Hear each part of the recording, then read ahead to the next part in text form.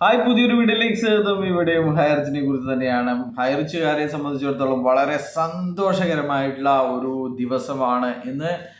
എന്താണെന്ന് വെച്ച് കഴിഞ്ഞാൽ KD പ്രതാപന് 4 കേസുകളിൽ ജാമ്യം കിട്ടിയിരിക്കുന്നു എന്നുള്ള വളരെ ആശ്വാസകരമായിട്ടുള്ള വാർത്തയാണ്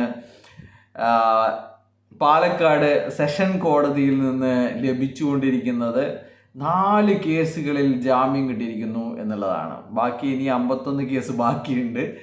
ടോട്ടൽ 55 കേസുകൾ FIRകളാണ് ഈ കമ്പനിക്കെതിരെ ഉള്ളത്. ഇപ്പോൾ 4 കേസിലും പിന്നെ നമ്മുടെ വത്സൻ സാറ് കൊടുത്ത കേസിലെ അതിലും പിന്നെ 60 ദിവസത്തിന് ശേഷം സ്വാഭാവികമായിട്ടുള്ള ജാമ്യം കിട്ടിയിരിക്കുകയാണ്. അപ്പോൾ 5 കേസുകളിൽ ജാമ്യം കിട്ടിയിരിക്കുന്നു എന്നുള്ള വളരെ സന്തോഷകരമായിട്ടുള്ള വളരെ ആശ്വാസകരമായിട്ടുള്ള വാർത്തയാണ്. ഹൈറിച്ചുകാരെല്ലാവരും തന്നെ ഇന്ന് തന്നെ പ്രതാപനെ റിലീസാവുമോ എന്ന് പറയാൻ പറ്റില്ല.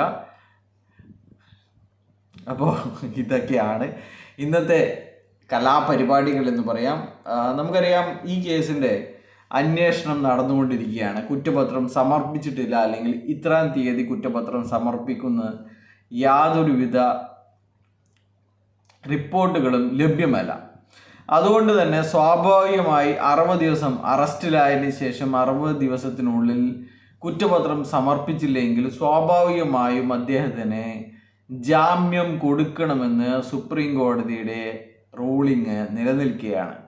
അതുകൊണ്ടാണ് ശക്തമായ തെളിവുകൾ നിരത്തിയിട്ടും ഈ കക്ഷിക്കെതിരെ ശക്തമായ തെളിവുകൾ നിലനിൽക്കുന്നുണ്ട് എന്ന് വിധിന്യായത്തിൽ എഴുതി ചേർന്നിട്ടും ചേർപ്പ് പോലീസ് രജിസ്റ്റർ ചെയ്ത കേസിലെ Thrissur third additional district session judge അദ്ദേഹത്തിന് ജാമ്യം കൊടുത്തിരിക്കുന്നത്. അതിനേക്കാൾ വലിയ ഒന്നുമല്ല നമ്മുടെ പാലക്കാട് കിട്ടിയിരിക്കുന്ന ജാമ്യം. അതും ഇതുപോലെ തന്നെ ഫോർമൽ അറസ്റ്റ് കഴിഞ്ഞ ആഗസ്റ്റിൽ എടുത്തതാണ്. അതിനുശേഷം ഇവർ ഇത്രയും കാലം കഴിയട്ടെ, എന്നിട്ട് നമുക്ക് ജാമ്യം എടുക്കാം എന്ന് കരുതിയിട്ടായിരിക്കാം.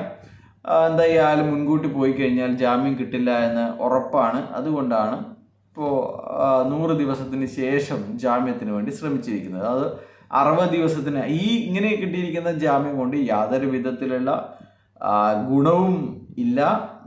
ഇതിൽ കണ്ടീഷൻ ഉണ്ടാവും. ഇത്ര തീയതി എല്ലാ ശനിയാഴ്ചയും, എല്ലാ ശനിയാഴ്ച അല്ല എങ്കിൽ എല്ലാ ബുധനാഴ്ചയും പോയിട്ട് അന്വേഷണ ഉദ്യോഗസ്ഥന്മാരുടെ പോയിട്ട് ഒപ്പിടണം. അങ്ങനെയുള്ള കണ്ടീഷൻസുകൾ ഒക്കെ ഉണ്ടാവും. അപ്പോൾ എന്തായാലും അറസ്റ്റ് ആ ഒരു FIRകളിൽ അറസ്റ്റ് ഇപ്പോൾ ഉണ്ടാവില്ല. കുറ്റപത്രം സമർപ്പിച്ച് കുറ്റം ചാർത്തിയതിന് ശേഷം മാത്രമേ അറസ്റ്റും കാര്യങ്ങളൊക്കെ ഉണ്ടാകാൻ സാധ്യതയുള്ളൂ. എന്തായാലും പ്രതാപൻ്റെ ജയിൽവാസം 6 മാസവും 5 ദിവസവും പിന്നിട്ടിരിക്കുകയാണ് എന്ന് നമുക്കറിയാം. കഴിഞ്ഞ ജൂലൈ 4-ാം തീയതി രാത്രി 8:45 ഇദ്ദേഹത്തെ ED അറസ്റ്റ് ചെയ്യുന്നത്.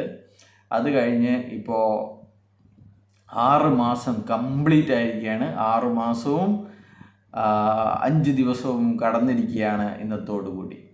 അപ്പോൾ എന്തായാലും അടുത്തതൊന്നും പ്രതാപൻ ജാമ്യത്തിൽ ഇറങ്ങാൻ സാധ്യത കുറവാണ്. ഇനി ഇറങ്ങിയിട്ടും ഒരു കാര്യവുമില്ല എന്നാണ് പറയാനുള്ളത്. ഇനിയിപ്പോൾ ഇറങ്ങിക്കഴിഞ്ഞാൽ കൂടുതൽ പ്രശ്നങ്ങൾ ഉണ്ടാവും. പ്രതാപനെ സൗകര്യം കൊടുക്കൂല.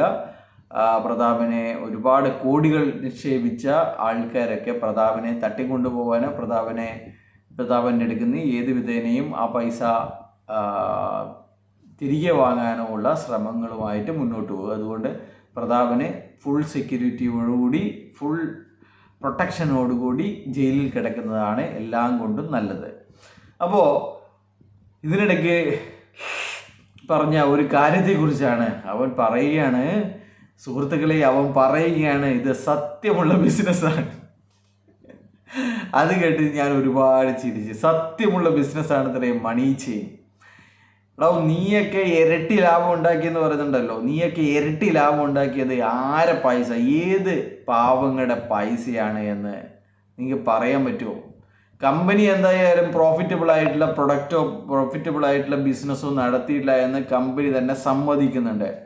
അപ്പോൾ നീ ഏത് പാവങ്ങളെ പറ്റിച്ചിട്ട പൈസയാണടാ ഇത്രയും ഇരട്ടി പൈസ കിട്ടിയിരിക്കുന്നത് എന്നിട്ട് പറയുന്നു സത്യമുള്ള പൈസയാണ്, നമ്മൾ ആരെയും പറ്റിച്ചില്ല എന്ന്.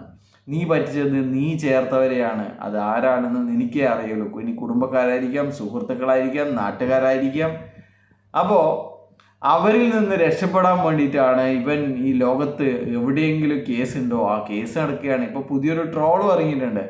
വയസ്സായിട്ടും ആൾക്കാർ പറയാണ് ഇന്ന് കേസുണ്ട്, ഇന്ന് കേസ് എന്നാ ഇനി വിധി വരികയേ വേണ്ടു, ഇന്നും കേസുണ്ട് നമുക്ക് പറഞ്ഞിട്ട് ഒരു പുതിയൊരു ട്രോളും വന്നിട്ടുണ്ട്. അത് ഹൈറിച്ചിന് വേണ്ടി കോര വാദിക്കുന്നവർ തന്നെയാണ് നമുക്കൊക്കെ അയച്ചു തരുന്നുള്ളത്. വേറൊരു വിരോധാഭാസമാണ്. അപ്പോൾ എന്തായാലും ജാമ്യം കിട്ടിയതിൽ നിന്ന് യാതൊരു ഗുണവും കമ്പനിക്കില്ല. കമ്പനിയുടെ ഓപ്ഷൻ നടപടികളുമായിട്ട് മുന്നോട്ട് പോവുകയാണ്. കമ്പനിയെ പ്രതി ചേർക്കാൻ വേണ്ടിയിട്ട്, അസാധാരണമായിട്ട് പ്രതി ചേർക്കാൻ വേണ്ടിയിട്ട് വൈകിയ വേളയിലും ജഡ്ജിന് മനസ്സിലായിരിക്കുകയാണ് ഇത് തട്ടിപ്പ് കമ്പനിയാണെന്ന്.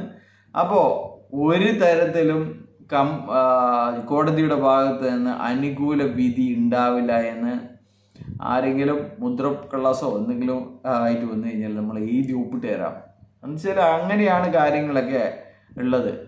അല്ലാതെ ഒരു പെരിഷബിൾ അസറ്റ്സ് ഓപ്ഷൻ ചെയ്യാൻ വെച്ച ഒരു കമ്പനി തുറന്നു കൊടുക്കണമെന്ന് ഒരു ജഡ്ജിനും പറയാൻ പറ്റില്ല. അതേ ജഡ്ജി തന്നെയാണ് ഇദ്ദേഹത്തിനെതിരെ ശക്തമായ തെളിവുകളുണ്ട് എന്നൊക്കെ ജാമ്യ വ്യവസ്ഥയിൽ പറഞ്ഞിരിക്കുന്നത്. അപ്പോൾ അതുകൊണ്ട് ഈ ഒരു ഇതുപോലെയുള്ള ഗിമിക്കുകൾ നിങ്ങൾ എന്തുകൊണ്ടാണ് ശ്രീനയുടെ ജാമ്യത്തിന് വേണ്ടി ശ്രമിക്കാത്തത്?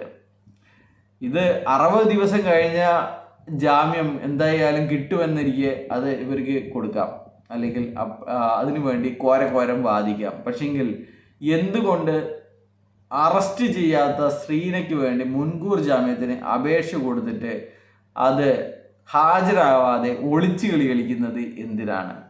അപ്പോൾ ഇതൊക്കെയാണ് ഈ കമ്പനിയുടെ തട്ടിപ്പ് എന്ന് പറയുന്നത്.